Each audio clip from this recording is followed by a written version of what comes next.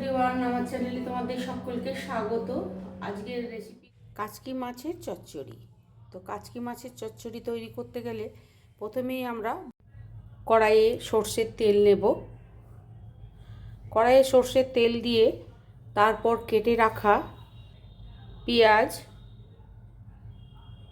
বেগুন, কাঁচা লঙ্কা, কোচানো রসুন, কোচানো আদা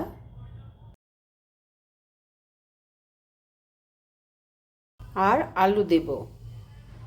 তারপর দেব গুঁড়ো লঙ্কা পরিমাণ মতো,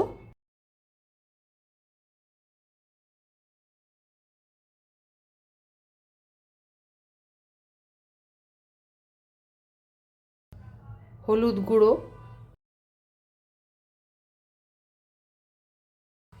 ধনে গুঁড়ো, গোটা জিরে, কালো জিরে আর দেব পরিমাণ মতো নুন।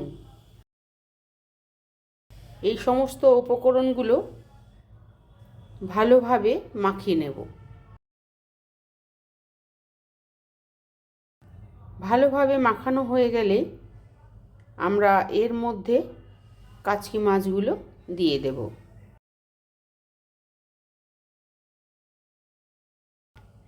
এবার আমরা কাচকি মাছটাকে দেব।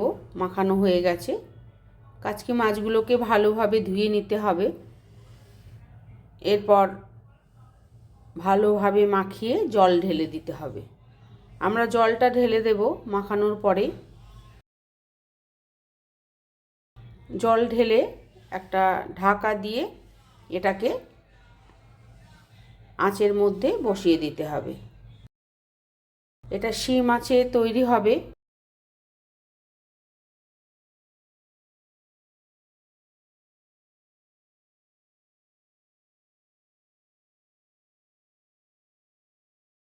এরপর দেব ধনেপাতা কুচানো,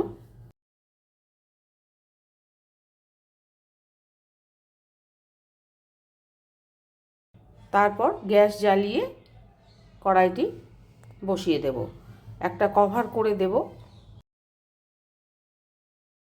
এই রেসিপিটা হতে বেশি টাইম লাগে না, কিন্তু গরম ভাতের সাথে এই রেসিপিটা খুব ভালো লাগে, তাই এটাকে আস্তে আস্তে তৈরি করতে হয়। একটুখানি ফুটে উঠলে তার মধ্যে দিতে হবে টমেটো কোচানো। আমি কাঁচা টমেটো আর পাকা টমেটো দুটোই দিচ্ছি।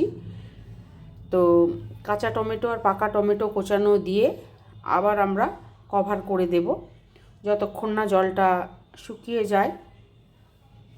বেশ মাখা মাখা হয়ে গেলেই আমরা এই কাচকি মাছের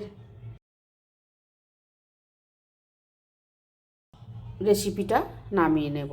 তো প্রায় হয়ে এসেছে, জলটা প্রায় হাফ হয়ে এসেছে।